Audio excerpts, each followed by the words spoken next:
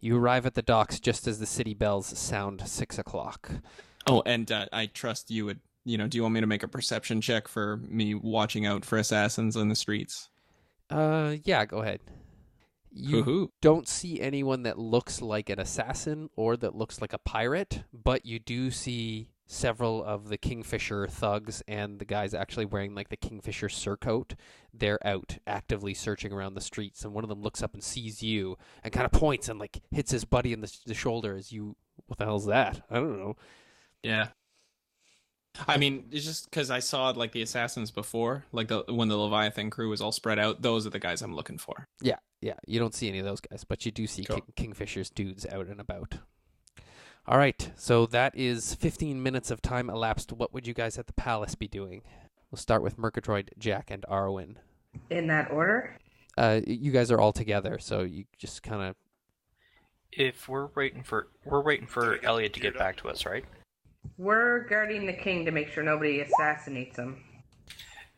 Yeah, I'm gonna help out Murgatroyd, make sure that he's help him with gearing up and making sure that he's in good shape because he's had a rough couple days.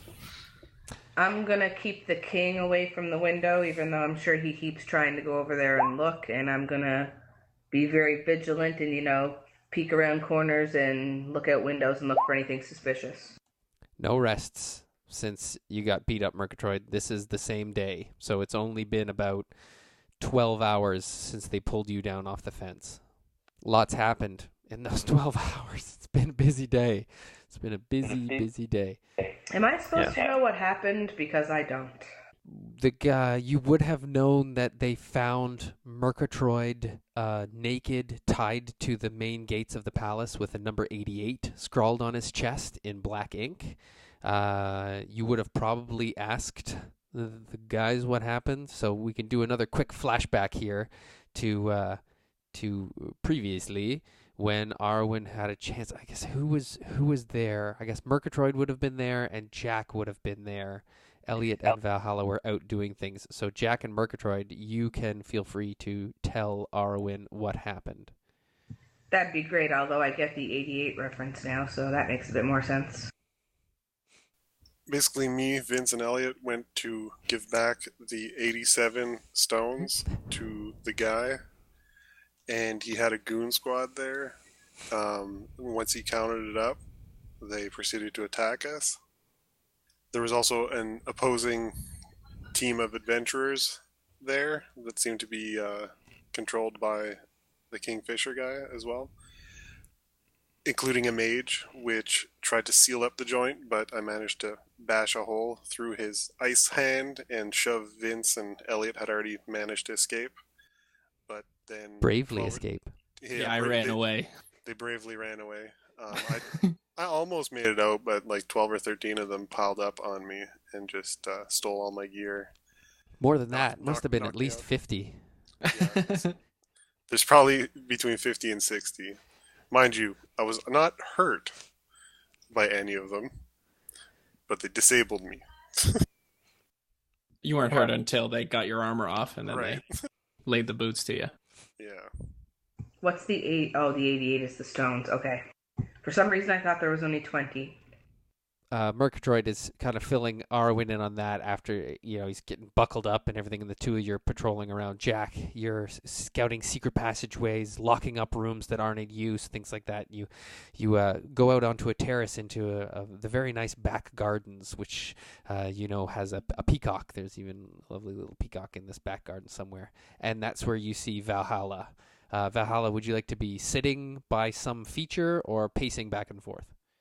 No, my goal was to try to get out of the castle after I got the note that I should just go scout from Elliot, and I was going to go do that. Oh, okay. Never mind then, Jack. You happen upon the back garden and don't see anyone. I go back inside. So you just continue to check around.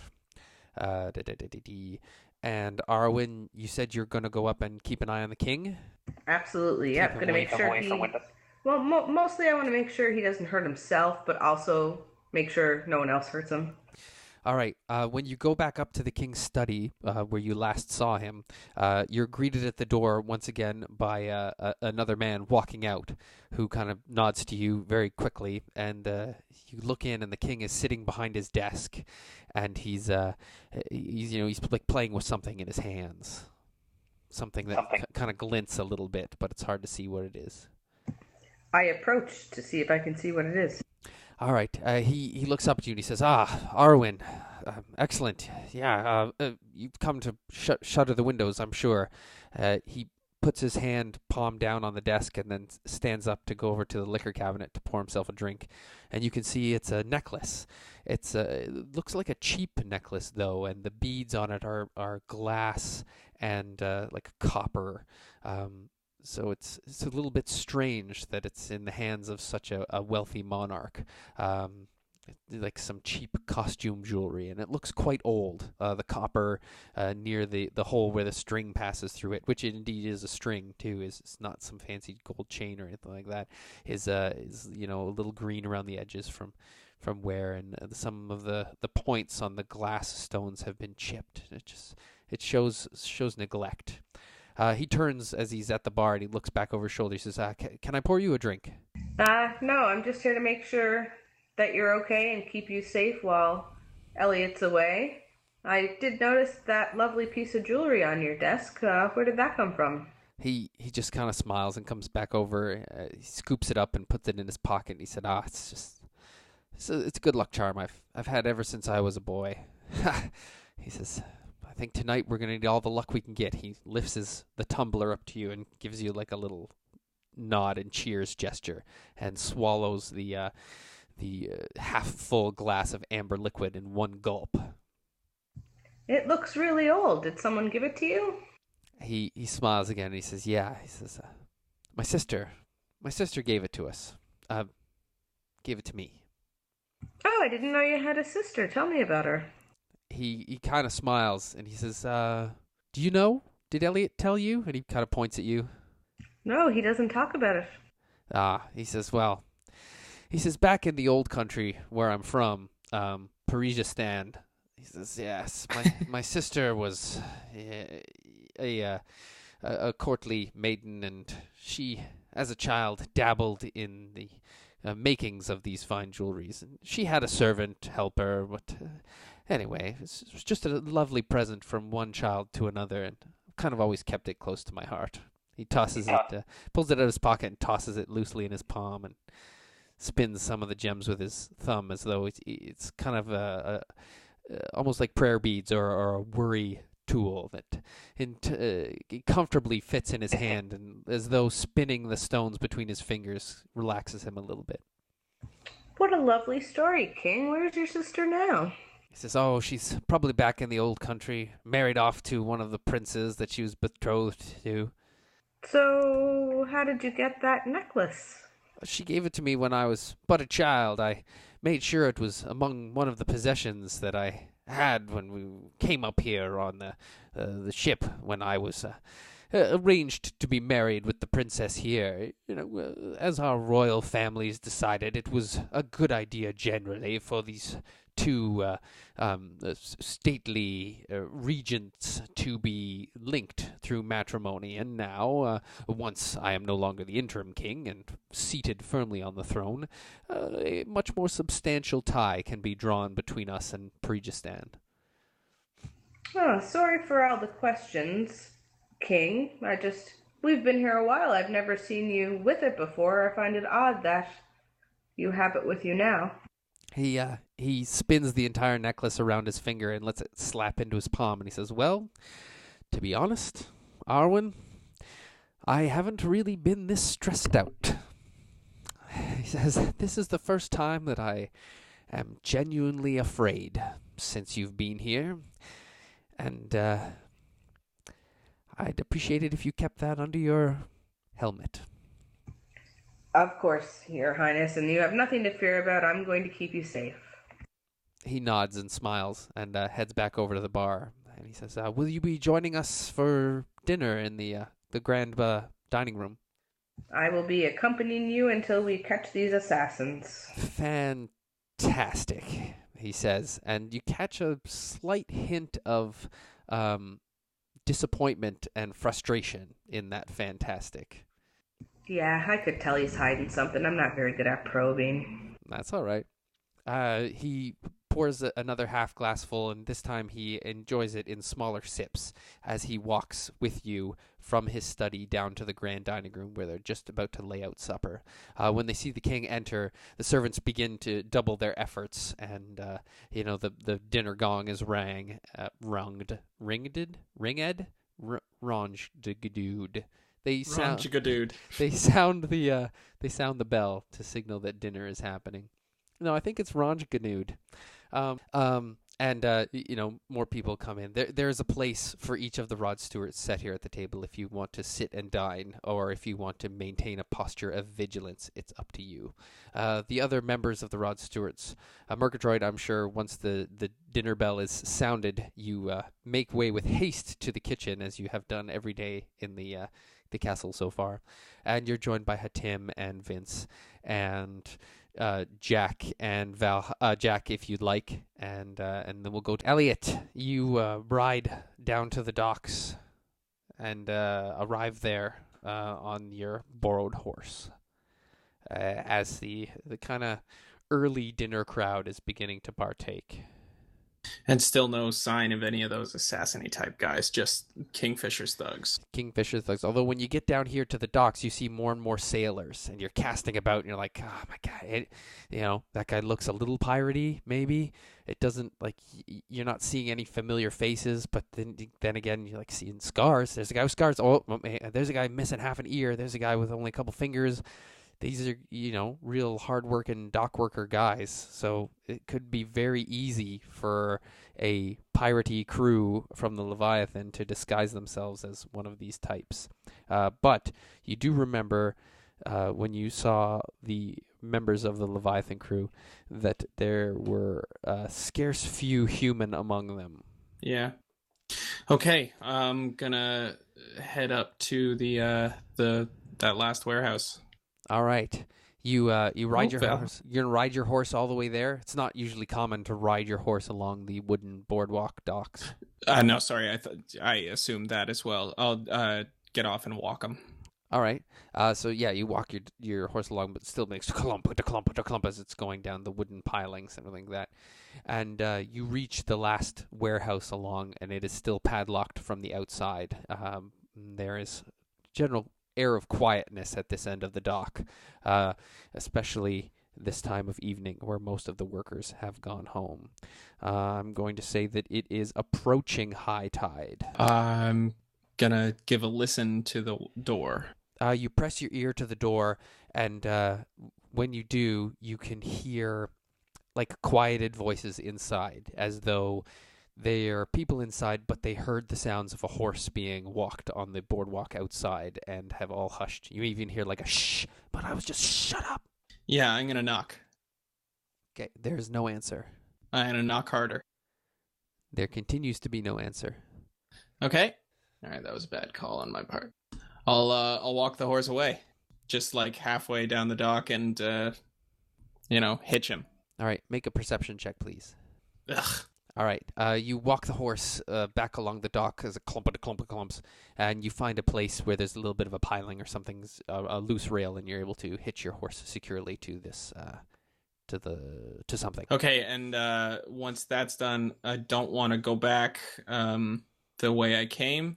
If that option of getting up to where I was hiding is still available, I'd like to do that, and I don't know, scamper along the rooftops if that's possible. Yeah, so there is only one real kind of boardwalky path down the center. So in order to get back to where you want to go without following this boardwalk, you will have to either climb up and jump across the rooftops or go all the way back out up to the next level of the street where it kind of switchbacks, walk along there, and then cut through an alley and slide down the embankment to get to the warehouses. Rooftops, definitely. All right. So you find a place and make an athletics check to climb up. I'll use my I think it's one of it's either my boots or my suit that gives me a +1 on my next athletics check. You can also just take 10 on finding a good place to Oh. climb. You find a place where the buildings are narrow enough in between, you're able to apply pressure on both walls and scurry your way up to the top. And I'll head down the docks towards the. Try and be pretty quiet about it. I don't know what these roofs are made of. The roofs down here are made of, I guess they're just warehouse roofs, so they just be like tin, hammered sheets of tin, corrugated, so the water runs off them better. So it's quite difficult to move stealthily along them. Make a stealth check for me, please. You're doing all right. Now, there's only one place. Most of these buildings are close enough to each other, but there's one place where there's an alleyway with a loading dock on the other side, and the gap between these houses is 13 feet. So you're going to have to jump it. Oh, snap. Damn, that must have been close to a crit. Yeah, 19. Yeah. That's also in acrobatics. Oh, snap. Sorry, it's still a 19, though, and with +6, that gives me a 25. Okay, excellent. So I still clear 5 squares. Good catch, Jack. Thanks, Jack. Same team, buddy. That's all right. Totally. Okay, you still made it across. You leapt across, and you're able to make your way over onto... Do you want to be on the roof of the warehouse itself or the roof of the warehouse opposite it? I can choose? Yep. Oh, man. I guess the roof itself. Okay, excellent. In that case, that leap was over some watery area. But anyway, you make it up onto the roof of the warehouse itself. Okay, and I want to listen. All right, you lay down flat on the roof and press your ear to the tin, and you can hear muffled voices as though they're coming from a little ways away and through some tin, and they're all speaking in like normal indoor speaking voices, or perhaps a little bit hushed. So it's tough to make out any exact words, but you can hear the timbre of several different voices, as well as the rolling baritone that you've come to associate with orc voices. Yeah. Okay, no skylights or anything on this roof? No skylights. Okay, you said the windows were quite high on one side. Could I kind of shuffle my way over there, lower myself down in order to see in? There is not really anything to hang off of, so you'll have to use some rope and tie it around. I guess there'd be a chimney, but it's essentially just like a metal pipe that sticks out. It's only about 4 inches in diameter. But Would there be like a one of those pulley rods in order to hoist loads off of the boats to get it into the warehouse? Yes, at both the front, so the area facing the boardwalk, there was one of those, and the area facing the water where they would do the loading, there is one of those as well. How far is it from the roof? Could I make an acrobatics check to drop down and land on that without sacking myself? It's right at the roof, right? The arm, it would be as high as it could possibly go on the building. So you can just step right off the roof onto that arm. Is there any rope attached to it? There is not, but there is a pulley. I will use some of my rope and do like an inverted hang to lower myself down just enough to peek in the window. Excellent. So directly underneath this pulley attachment jobber, there is a double-sized man door leading to like an upper floor area that's closed, and then below it is the great big bay doors that can be opened to allow a ship to enter. Okay, is there a landing I could kind of rest on for the big bay doors? There is no landing on this side, right? The doors are open from the inside and ships sail right in. So directly underneath you is water, and water deep enough to allow the passage of a keel of a ship. Right. If I lower myself down, is there I'm guessing the locking mechanism for these doors is on the inside. It's not accessible from the outside. There's no like big crack I could reach through? Correct. There is, because it's not quite high tide yet, there's a space between the water line and the bottom of the large doors. Ooh, okay. Then I'm gonna lower myself down to that level. All right, excellent. So that's going to be, let's say, some minutes. Thievery or athletics. I'm guessing Thievery for sure. Okay. Ooh. I'm gonna heroic resolve to bump that 4. So that's 19. 19. Okay, so it takes you slightly less time, but still, that's right. So the rest of you are all dining except for Valhalla. So we'll go to Valhalla now, who gets 20 minutes to do stuff. So Valhalla, you have found egress from the palace grounds through one of the side doors and down a little servants' alleyway into the hot, quite clean streets of Lufa.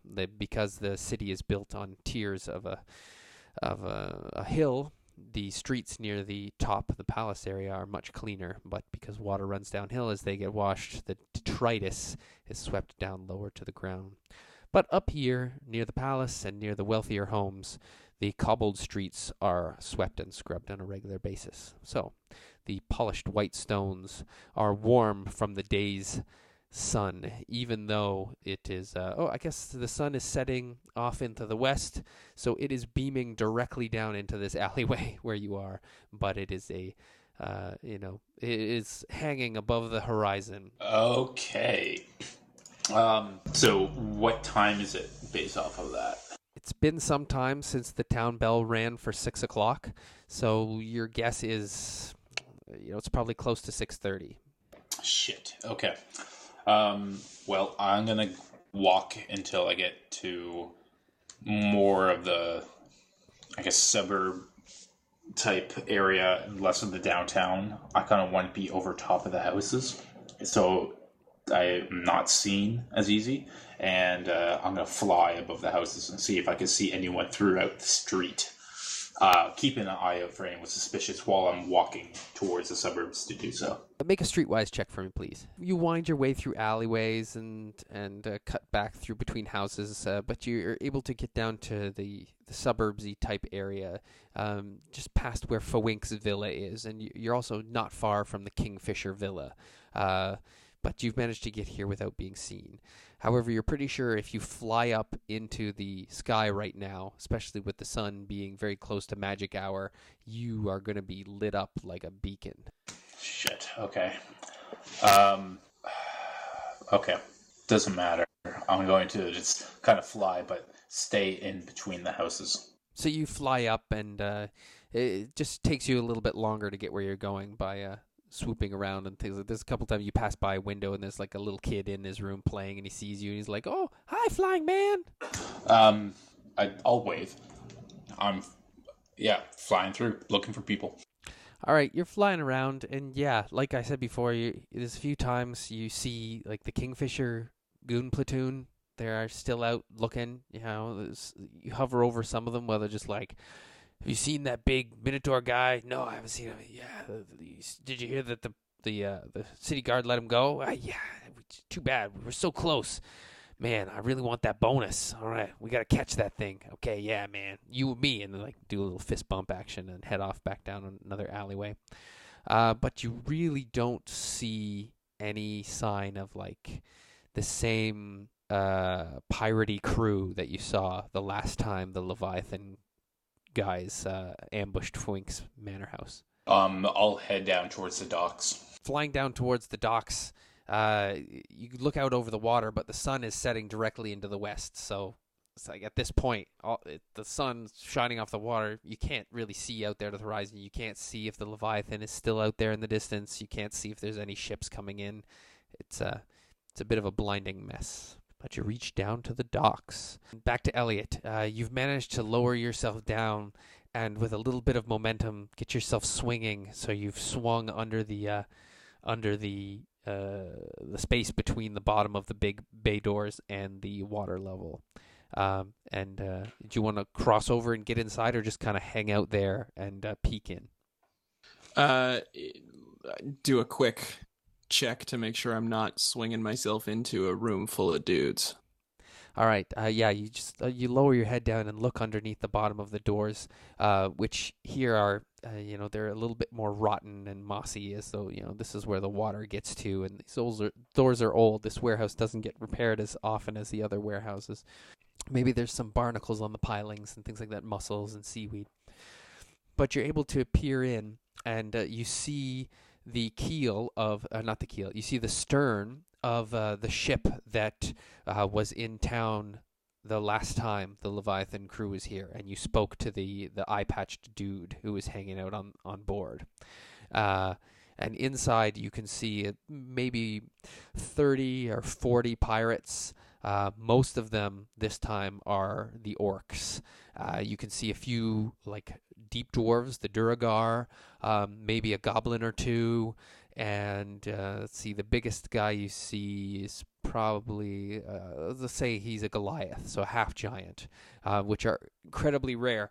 Shit. Yeah, you see all these guys, and your ears are greeted with the general hubbub and sound of a bunch of dudes getting ready, right? So they're putting on armor. You can hear the grind of a grinding wheel as they're sharpening a bunch of their weapons, which are various and terrifying. Yeah. And yeah. Sorry. Yeah, that's what I was looking for. Is like, are they putting on armor? Yes, they are putting on armor. Okay. Yes. They're putting on various types of armor, and you can also, as you're kind of spying and peering through, you shift yourself over to look through a different clump of seaweed and catch a look off into the corner of maybe a dozen, like really gnarly looking elves, and they are all prepping magical spells. They're poring over books and exchanging wands and, prepping shield spells and other things like that. I'd say maybe even there's a tiefling among them too. Sigh. In that case, I'm gonna climb back up and head back to my horse, unless I can see some big cauldron where there are what they might all be drinking out of. No, there are various things that they're all drinking out of. Yeah, and I guess there's some smaller points of fire, like some lanterns, and they got the big furnace. And no, they wouldn't have the furnace going because it's summertime. They're not cold. So there's just very small points of light in there. It seems pretty contained. Yeah. Yeah, okay. Well, first things first, I'm going to climb back up onto the roof. Okie doke. Valhalla, you look away from the blinding light of the sun over the water for a second and catch the figure, extremely well backlit, of Elliot climbing up over a warehouse way down on the other side of the docks. Oh shit. I'll fly to him. Okay. I'll give him like the quietly hand gesture.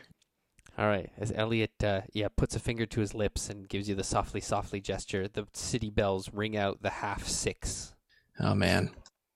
All right, I'll land next to him. Quiet. Okay, so there's a whole ton of dudes in there, and I don't know if this is all of them.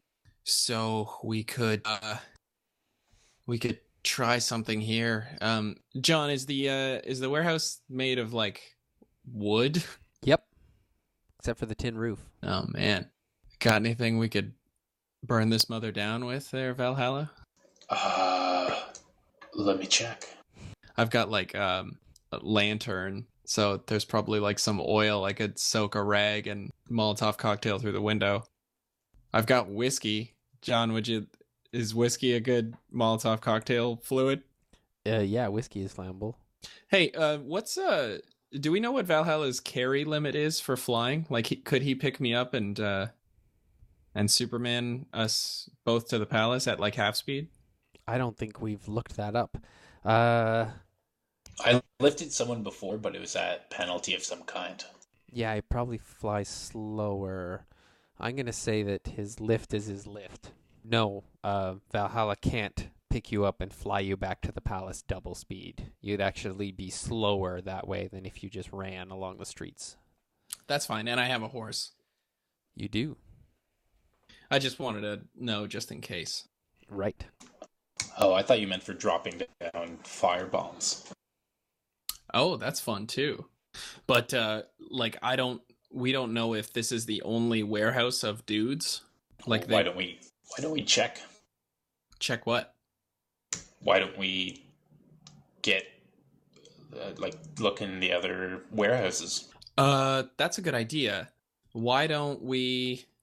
If you want to like fly along and take a peek in the other windows, that'd be cool. I could prep some fire cocktails to lob at the door if I see it start to open, or if you get back. I think you should probably hide for now. I don't think you should compromise.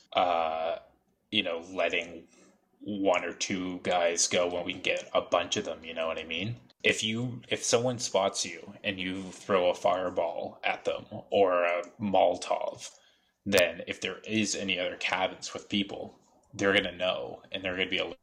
I think you should hide for now and then just wait until we check to make sure that either we have all the warehouses covered or that this is the only warehouse.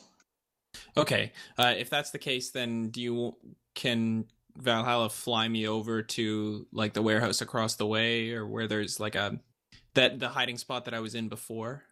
Sure. Okay, let's do that. I'll grab my rope too. Is it just you and I here? Yep. What's Murgatroyd doing? They're all guarding the entrances and exits and the king himself. Jack is... Sorry, go ahead. Wouldn't it be easier if we called Murgatroyd down here while we do this? It would if the guys are only in this warehouse or like in these warehouses, right? Like if there's also a squad of dudes getting ready at the inn and we call our party down here, then we're hosed. Well, I just feel like having, half the party guarding the king is a kind of waste of power, especially where I'm off scouting duty right now. Maybe we should send Murgatroyd, and I only suggest Murgatroyd because he has the other bag of holding. Maybe we should suggest that he goes and does a little bit of scouting while we do this. Okay.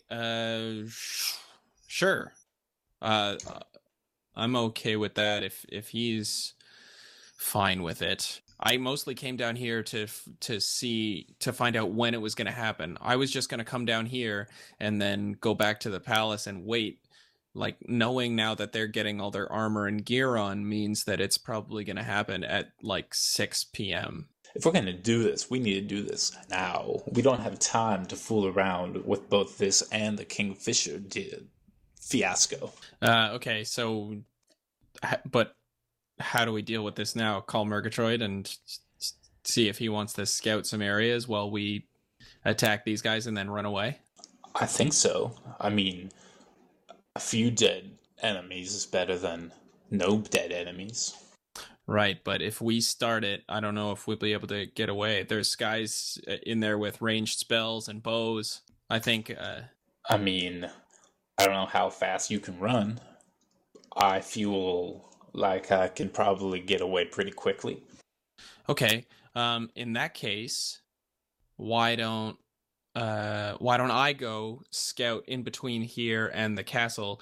You stand by and lobs a cocktail or something to hurt them with, and then double back to the palace when they make their move. That sounds good, but in the meantime, while I'm checking these other warehouses, you should prepare those Molotovs. Yeah, I'll throw the Molotovs, and then you go scout. Okay. In the meantime, I'm gonna get Murgatroyd on this. Sure. So just, fly around, give me the thumbs up. If there are more guys, give me the thumbs down if I'm good to go. Sounds good. All right, I write a message to Murgatroyd saying, if you're able to, you should go scout and see if you can find any more assassins. Check the inn. I just said the inn because it's like, there's any number of buildings where they might be. Well, yeah, but I don't know. It's also a place where people would gather. I kind of thought it was it makes sense to check the inn. Like, they're residing somewhere, right? Oh. Unless they're sleeping in these. Wait. If we split up more, then the Kingfisher guys are just going to grab any of us that they can get their hands on. We should not be out on the streets.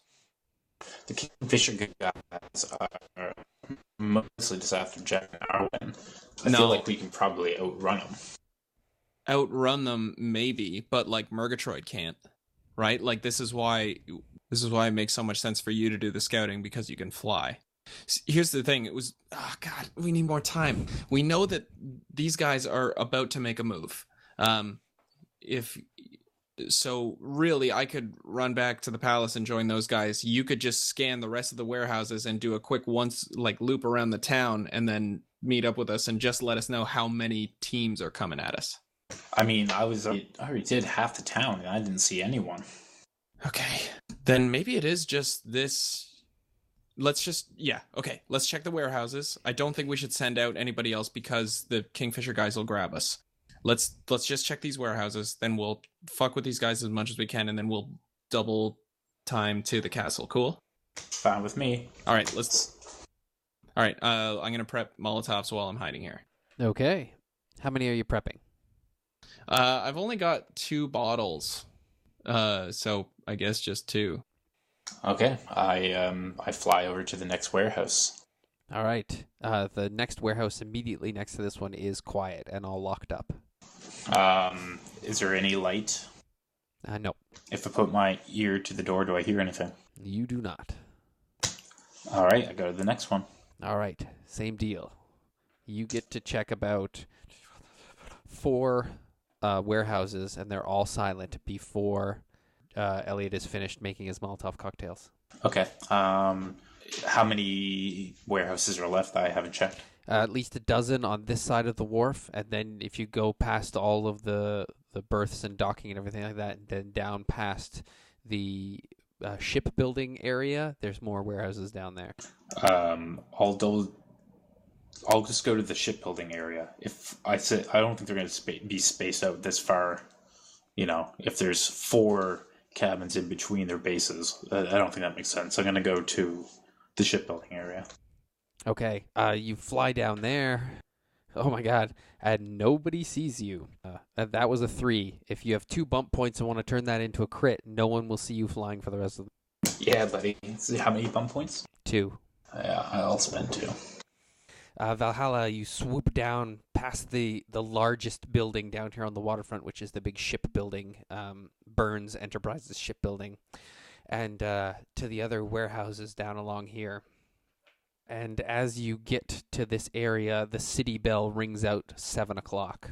But you're scouting around these warehouses. Only a couple of them actually have smoke coming out of the small chimneys, so you check those ones first. And the one way down at the far end of the dock, which is let's say it's an old dwarf mining warehouse that looks like it's been in disrepair for quite a while. The paint has flaked off some of the signposts and things like that.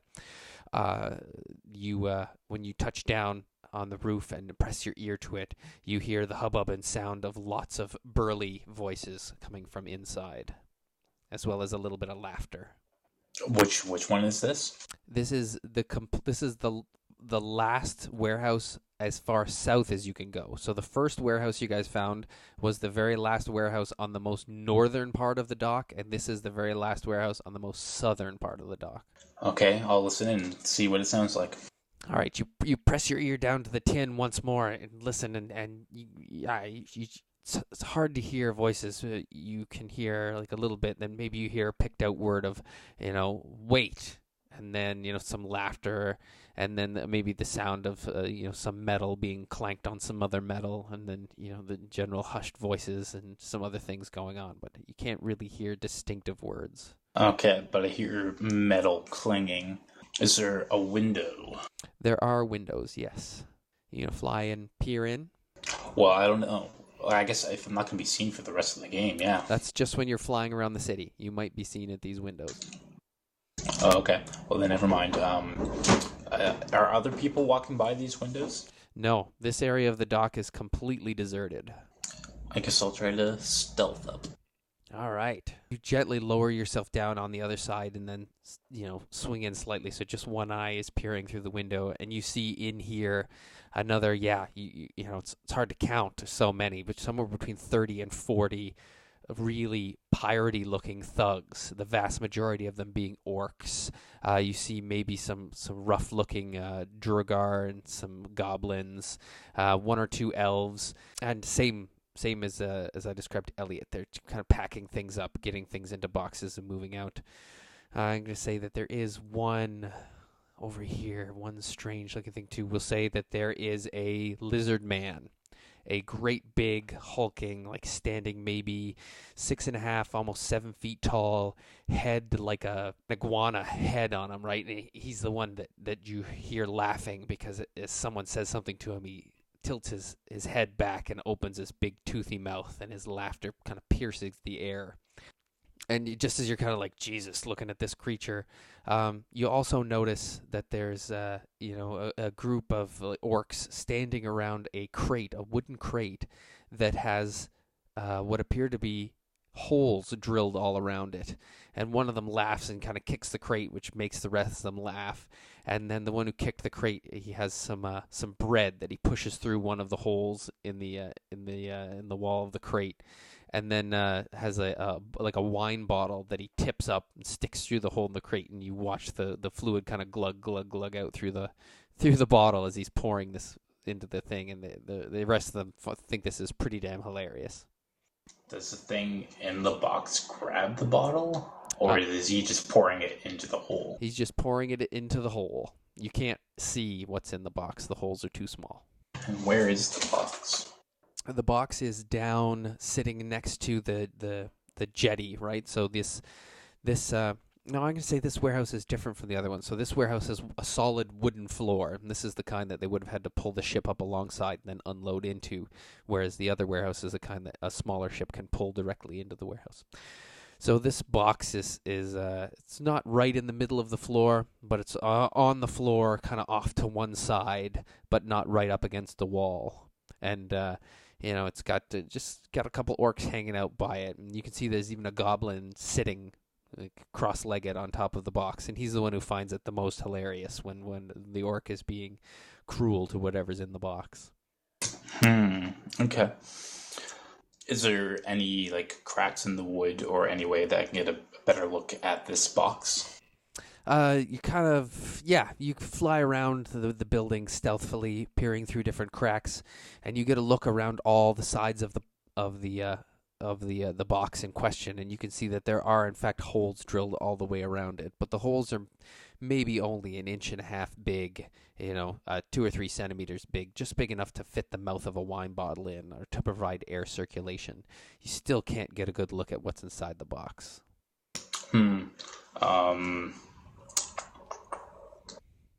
I'll use Arcana. Can I sense magic? Make an Arcana check, please. You sing your song. I forget what we called it. Give me the sweet magic, baby, or I want some of that magic. Magic moments. That's perfect. Anyway, and you see a variety of magical outlines. I guess with a 27, that's enough to... you can see some magic users in the group of pirates in there, and almost every single one of them has some piece of equipment that is like a +1 sword or a +1 piece of armor or some kind of dazzle to it as you're kind of casting around. The only thing that is not emanating any type of magic is the box itself.